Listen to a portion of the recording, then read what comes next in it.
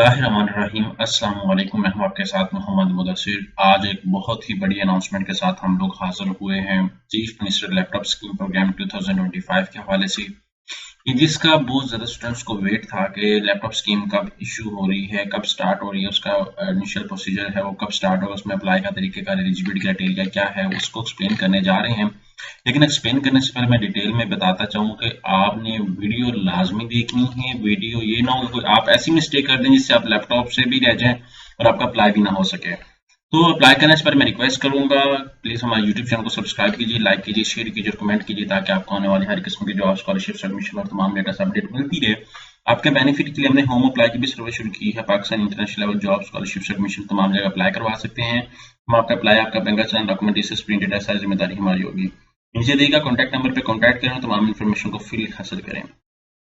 यहाँ पे आप बात करते हैं एडवर्टाइजमेंट के अकॉर्डिंग, यहाँ पे एडवर्टाइजमेंट भी आ जाएगी। यहाँ पे सबसे पहले बात आती है कि एलिजिबिलिटी क्राइटेरिया, डोमिसाइल पंजाब का होना चाहिए और एज जो है वो आपकी, जब आपका last date of closing of apply, mean to say that कि उन्होंने ये आज 2 फेब है, 1 फेब है, तो उन्होंने लास्ट डेट जो है 31 मार्च की हुई है, मतलब 31 मार्च की, तब तक आपकी एज 22 साल से ज़्यादा ना हो। फैमिली मंथली इनकम जो है वो 3 लाख जो है उससे कम हो। ठीक है, डाउनलोड यहाँ पे सैंपल पेपर है। उसके बाद applicant must be enrolled in selected discipline, किसी भी डिसिप्लिन के अंदर ये अवेलेबल हो। यहाँ पे यूनिवर्सिटी लिस्ट अवेलेबल है। ठीक है, आप इन पे क्लिक आउट करके डिसिप्लिन देख सकते हैं और प्रोग्राम भी देख सकते हैं। मिनिमम एफएससी के अंदर मार्क्स से सारे प्रोग्राम आपके सामने अवेलेबल है। कौन कौन अप्लाई कर सकता है, कौन कौन सी यूनिवर्सिटीज हैं, वो भी लिस्ट आपके सामने अवेलेबल है। आप उनको दूसरा करिए तो सारा कुछ देख सकते हैं। ठीक है, अब जो है उसके बाद नीचे एफएससी के हवाले से बात की जाती है कि एफएससी के अंदर कितना स्कोर होना चाहिए, क्या होना चाहिए। ठीक है, तो उसके हवाले से दूसरा करिए तो हम लोग अपडेट कर लेते हैं। तो आप लोगों ने इस बात को मद्देनजर रखना भी, वेबसाइट थोड़ा सा स्लो स्लो चल रही है क्योंकि सर्चिंग बहुत ज़्यादा हो रही है, लोग बहुत ज़्यादा सर्च कर रहे हैं। ठीक है, तो इस हवाले से हम लोग बात कर लेते हैं। जैसे कि वेबसाइट ओपन होती है तो हम लोग उसको देख लेते हैं, क्योंकि बहुत ज़्यादा लोग सर्च करते हैं जब वेबसाइट के ऊपर, तो वेबसाइट थोड़ा सा डाउन हो जाता है। अब मैं इसको सर्च आउट कर रहा हूँ, आपने क्या करना है, यहाँ पर सर्च आउट करना test dot test lpt dot Punjab dot hec.gov.pk, इस वेबसाइट पे आपने जाना है। जैसे जाएंगे यहाँ पे मैं थोड़ा सा इंटरनेट को, कनेक्टिविटी को थोड़ा सा फास्ट कर लेता हूँ। ठीक है, आपके सामने ओपन कर दूँ। तो आप लोगों ने क्या करना है, इसके अकॉर्डिंग देख लेना है। ये नंबर हमारा गिवन है, आप इस पर भी कॉन्टैक्ट कर सकते हैं और तमाम इन्फॉर्मेशन को फ्री हासिल कर सकते हैं। ठीक है, यहाँ पे एलिजिबिलिटी क्राइटेरिया को आपने देखना है। यहाँ पे public sector medical dental college के अंदर 80% फेडरल एंड पब्लिक सर्विस जो है 65% आर्ट्स एंड सोशल साइंसेज के लिए ये बताया जा रहा है। मार्क्स के बारे में public sector university 70% for sciences और 60% 5% for arts and social sciences. यहाँ पे आपको सारा प्रोसीजर एंड अपडेट किया गया है। अब यहाँ पे अप्लाई नो के टैब के ऊपर अगर हम लोग क्लिक आउट करेंगे अप्लाई नो पे कैसे करना है, और ये 13 जनरेशन मतलब 13वीं जनरेशन के लैपटॉप आपको डिस्ट्रीब्यूट किए जाएंगे, जो कि बहुत ही अच्छी क्वालिटी के, बहुत अच्छी जो है एक जनरेशन है। यहाँ पे अप्लाई नो की टैब पे क्लिक आउट करना है, या टॉप पे आपको अप्लाई नो आ रहा होगा, क्योंकि वेबसाइट के अंदर अभी प्रॉब्लम आ रहा है जिसका वजह से इशू आ रहा है। यहाँ पे आपने सबसे पहले अपना सीएनएससी नंबर एक्यूरेट मेंशन करना और ईमेल आईडी को मेंशन कर जो आपके यूज में हो। ये मैं सीएनएससी नंबर लगा रहा हूँ, ये मैं वो कहते हैं कि 13 डिजिट का आपने जो है विदाउट डैशेस मेंशन करना है। ठीक है, यहाँ पे मैं आप जो है वो अपडेट कर रहा हूँ, कहते हैं क्रिएट अ सीएनएससी। ठीक है, और यहाँ पे मैं सबमिट करता हूँ 5, और यहाँ पे आप कोई स्पेस कोई डैश अलाउड नहीं है। यहाँ पे ईमेल आईडी हम लोग लगा देते हैं। ठीक है, ईमेल आईडी मैं ये लगा देता हूँ, पासवर्ड ये लगा देता हूँ।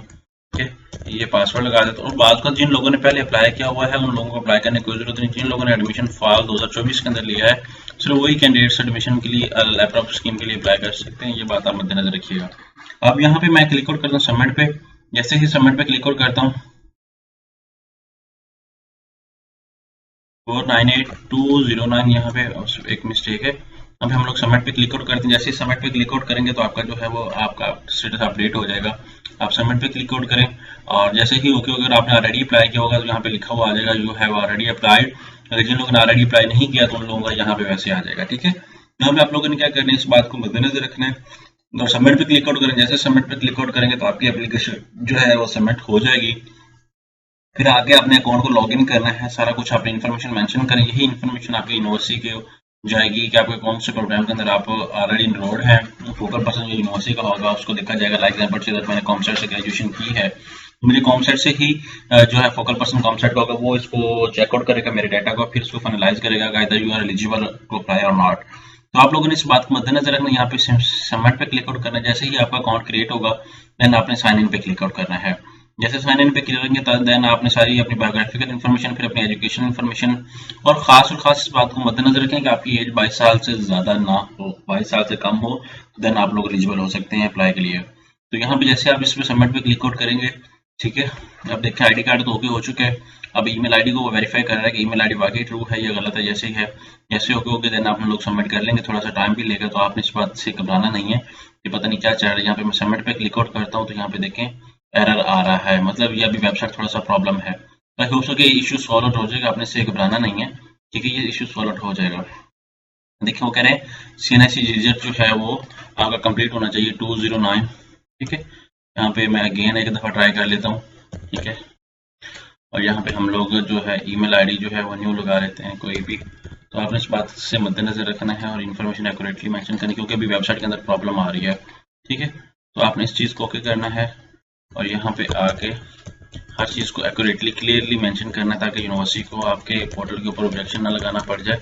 आपने इस चीज़ को यूजर फ्रेंडली के तौर पे अप्लाई करना है। जैसे मैं इसको सबमिट पे क्लिक आउट कर रहा हूँ तो मेरा अकाउंट क्रिएट हो जाएगा सक्सेसफुली, लेकिन अभी वेबसाइट में प्रॉब्लम है। तो आप लोगों ने इस बात से घबराना नहीं है, अभी इस चीज़ को देखना है और आपने एलिजिबिलिटी क्राइटेरिया के अकॉर्डिंग अप्लाई करना है। अगर किसी ने अप्लाई करवाना तो आप हमें व्हाट्सएप कॉन्टैक्ट कर सकते हैं, क्योंकि अभी आज ही अभी थोड़ी देर पहले ही वेबसाइट ओके हुई है, लाइव हुई है, जिसकी वजह से प्रॉब्लम आ रहा है।